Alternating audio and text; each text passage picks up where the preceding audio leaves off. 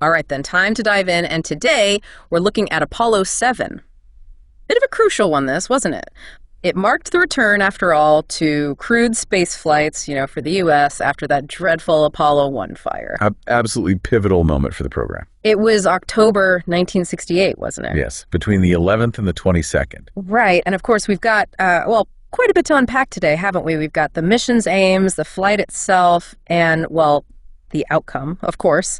And we'll try and go through it all chronologically, bit by bit, eh? So we don't miss anything. That's good to me. Right. And the crew for this one, it was Walter M. Schirra. He was the commander, wasn't he? Don F. Eisel, who served as the command module pilot, and R. Walter Cunningham, designated as the lunar module pilot, although, of course, no actual lunar module on this particular trip. No, not this time. And we're, I think, trying to truly appreciate the importance of Apollo 7, aren't we, within the whole Apollo program? Definitely. Because it was all about testing, wasn't it? This redesigned Block 2 Command and Service Module, the CSM, in Earth orbit. And it was, essential, wasn't it, for all those subsequent trips to the moon? Very much so. And of course, this redesign was directly in response to that Apollo 1 fire back in January of '67. Of course. The improvements made to the CSM were absolutely vital for crew safety. I mean, if we think back to the Block I CSM from the Apollo 1 tragedy, it didn't have that all-important outward opening hatch, did it? No. And that made all the difference. This new Block 2 version, though, it incorporated that hatch, constructed from aluminum and fiberglass, allowed the crew to open it from inside, you see, within seconds. A huge leap forward in crew safety. It certainly was. So who are the chaps piloting this rather crucial mission? Well, Walter Schirra, he was, as I said, the commander, and bit of veteran, wasn't he? He was one of the original Mercury 7 astronauts. Yeah. And he'd already flown, hadn't he, on Mercury Atlas 8 and Gemini 6A. Quite the CV. He was a Navy captain by the time of Apollo 7, and this was his third and, as it turned out, his final spaceflight. It was. And then we have Don Eisel, an Air Force major with a background in aeronautics. Interestingly, Apollo 7 was actually his only spaceflight, and he was originally slated to be on Apollo 1 with Grissom and White, but a shoulder injury, and the subsequent surgery in 1966 led to his reassignment. All right. Sadly, his replacement on Apollo 1 was, Roger Chaffee, who perished in the fire. Yes, terribly sad. And completing the crew, R. Walter Cunningham, a civilian he was, although he held the rank of major in the Marine Corps Reserves and had physics degrees. Yes. And like Eisel, Apollo 7 was his only spaceflight. Only one. And these three, they were actually initially assigned, weren't they, to Apollo 2? They were. Back in '66 it was. And that was meant to be the second Earth orbital test of the CM, but, it got canceled, didn't it? It did. And they found themselves as the backup crew for the ill-fated Apollo 1 mission in November of '66. Yes. Their path to Apollo 7 was certainly, anything but straightforward. And given the Apollo 1 fire, one can fully understand why the crew were determined to keep a close eye on the construction of their CSM. Absolutely. There was, I think, an understandable initial lack of confidence, you see, in North American Aviation, the main contractor. Absolutely. And Schirra, he really played a key role, didn't he, in ensuring Ginter Wendt, who was a McDonnell aircraft engineer, they knew and trusted him from Mercury and Gemini well. He insisted he was brought in as pad leader. He did. And that must have been reassuring for the crew, I'd imagine, knowing what was there. Absolutely. And the preparations for Apollo 7 were extensive, weren't they? A lot of time in simulations, about 160 hours in those command module simulators. Yes, a lot of time. They even did launch pad evacuation drills, water egress training, firefighting procedures, and all the while they had to get to grips with that Apollo guidance computer, didn't they? Indeed. A complex beast. And it's worth noting that they even conducted the plugs out tests, which, is the very test during which that Apollo 1 fire occurred. Right. But this time, very deliberately, with the hatch open. Of course, yeah. For our listeners, this plugs out test, it basically involved running the spacecraft on its own internal power while it was still on the launch pad, a crucial check before the actual flight. And alongside all of this, there were parallel tests being done, weren't there, on similar command modules? That's right. One spent 8 days in a vacuum chamber, another 48 hours at sea, and there were even fire tests carried out, to really get a handle on this fire risk. All this led to the decision to use, a mixture of oxygen and nitrogen at launch. Okay. A 60-40 mix, to be precise, and then transitioning to pure oxygen, but at a lower pressure once they were in orbit, minimizing that fire risk, you see. Right. Let's move on to the launch itself. Apollo 7 lifted off on the 11th of October, 1968 at, 11:02 and 45 seconds in the morning, Eastern Daylight Time, from Cape Kennedy Air Force Station. It actually launched from Launch Complex 34. And, that made it the only crewed Apollo mission to do so. It did, yes. And there was actually a bit of concern before the launch. Yeah. Scheer was a bit uneasy, you see, about launching in what he considered to be unfavorable wind conditions. Right. He felt that safety rules were being, perhaps waived a bit, and he was apprehensive. Understandably so, I think, given the context. Makes sense, doesn't it? After Apollo 1, I mean. Yes, quite. But the launch went ahead. It did. And the Saturn IB rocket, the SA-205, it performed without a hitch. It even had these stronger propellant lines compared to the earlier versions. Really? Mm-hmm. Interesting. Just a little technical refinement. Now, within just 3 hours of flight, the crew were already simulating lunar mission maneuvers. Right. Oh, yes. This involved orienting the CSM with the SIVB stage still attached, and then a simulated docking with a docking target on that SIVB. And Cunningham, he observed that the SLA panels, the ones on the SIVB that housed the lunar module adapter, hadn't fully opened. And this, seemingly a minor detail, it actually turned out to be quite important for later missions. Gave them some insight into the separation process. Fascinating. I also read that Apollo 7 was, a small milestone, perhaps, but the first hot meal on an American spacecraft. Schirra even brought some instant coffee with him, much to the, initial disapproval of NASA's medical staff. He did. A bit of a comfort, I suppose, for the crew during that extended flight. Right, shall we talk about the rendezvous with the SIVB stage? Yes, let's. A critical objective this was. It was designed to show that the CSM could, potentially rescue a lunar module, in a future mission. Right, and what made it particularly tricky was the fact that Apollo 7 didn't actually have a rendezvous radar. No, it didn't. So they had to rely really heavily on calculations from ground control and Eisel's skill with a telescope and sextant.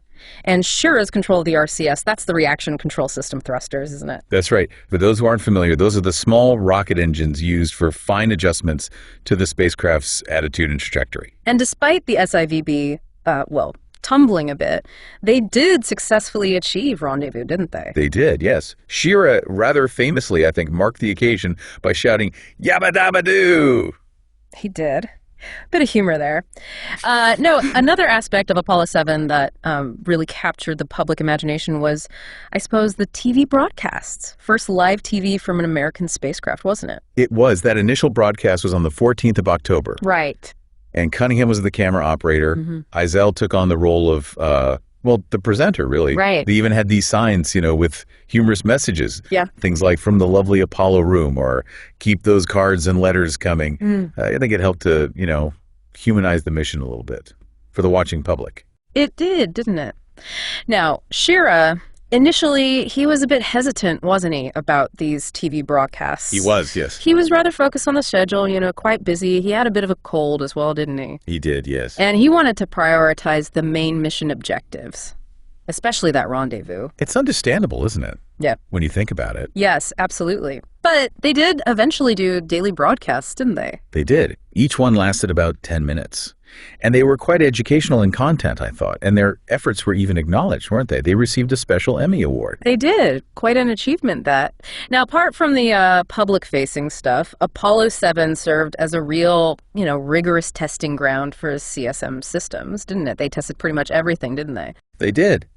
The onboard radar receiver managed to lock onto a ground-based transmitter, which simulated the kind of contact you'd need with the lunar module in, lunar orbit. They gave the propulsion, navigation, environmental control, electrical power, and thermal regulation systems a thorough workout. And reportedly, all functioned rather well. And, importantly, the Service Propulsion System engine, the SPS engine, fired 8 times without a single problem. Christopher Kraft, he commented on its reliability, saying, "That son of a gun worked." That must have been reassuring after everything. Any hiccups during these checks? Well, Eisel found navigating using the Earth's horizon a bit trickier than he expected. The atmosphere, slightly hazy, made star sightings a little difficult. And even expelling wastewater from the craft caused some momentary confusion. Ice particles, you see, mistaken for stars. Oh, right. And then there was the sleep schedule. Yeah. The idea was to have one crew member awake at all times. That didn't go quite as smoothly as planned. Right. Cunningham recalled finding Eisel dozing off when he was supposed to be on watch. Oh, dear. The human element in space travel, always a factor. Always. Now, we can't really talk about Apollo 7 without mentioning the tensions, can we? Between the flight crew and the ground control team. There were quite a few, weren't there? There were. We've already talked about Schirra's annoyance, over the launch conditions. Yeah. But that was just the start.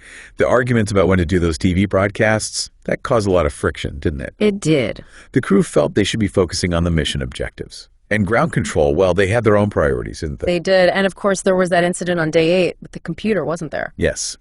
A new procedure from ground control caused the computer to freeze. Right. And Eisel, well, he got rather frustrated, understandably. It was a colorful outburst, let's say. Right. They felt that mission control had really messed up there. And then the next day, both Schirra and Eisel, they expressed their displeasure at some of the tests they were asked to do, particularly the P-22 Horizon test and an RCS stability test. Felt they were unnecessary, really. A drain on resources, they said. It all suggests, I think, a crew under pressure and maybe not always feeling, well, in sync with the decisions made on the ground. And then, of course, there's the whole re-entry helmets controversy. Right, yes. Which, well, that all happened right at the end of the mission, didn't it? Yes, it did. Schirra was adamant that the crew would not wear their helmets during re-entry. They'd all developed head colds during the flight, you see. I see. And he was worried about eardrum damage. He wanted them to be able to equalize the pressure in their ears, which, well, they couldn't do with the helmets on. Of course, yes. Despite the advice from ground control and even warnings from Deke Slayton himself, Schirra, as mission commander, stuck to his guns. He certainly did. He said he was the one on board in command of the craft and, well, ultimately responsible, wasn't he, for their safe return? He did. And they re-entered without helmets. They did. Caused quite a stir in mission control, that did. I bet it did.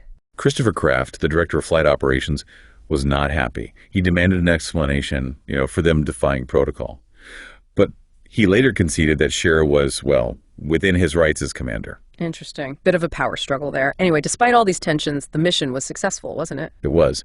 Apollo 7 splashed down safely in the Atlantic on the 22nd of October, 1968, at 11:11 and 48 seconds UTC. They landed about 200 nautical miles southwest of Bermuda near the USS Essex, which was the recovery ship. The total mission duration, 10 days, 20 hours, 9 minutes, and 3 seconds. Impressive. So how did NASA view the success of Apollo 7? Technically, it was considered a resounding success. Sam Phillips, who was the Apollo program manager, called it a perfect mission, saying that they'd achieved 101% of our objectives. The feeling was that Apollo 7 had fulfilled, well, really fulfilled, the original aims of Apollo 1, to thoroughly test the Block 2 CSM in Earth orbit. And it restored confidence, didn't it, in the whole program. And it was George Low who proposed that the success of Apollo 7 was what made the rather bold Apollo 8 mission possible, the one to orbit the moon. Really? Yeah. So how were the crew recognized for their efforts? They received the NASA Exceptional Service Medal. President Lyndon B. Johnson presented the medals at his ranch, the LBJ Ranch, in early November '68.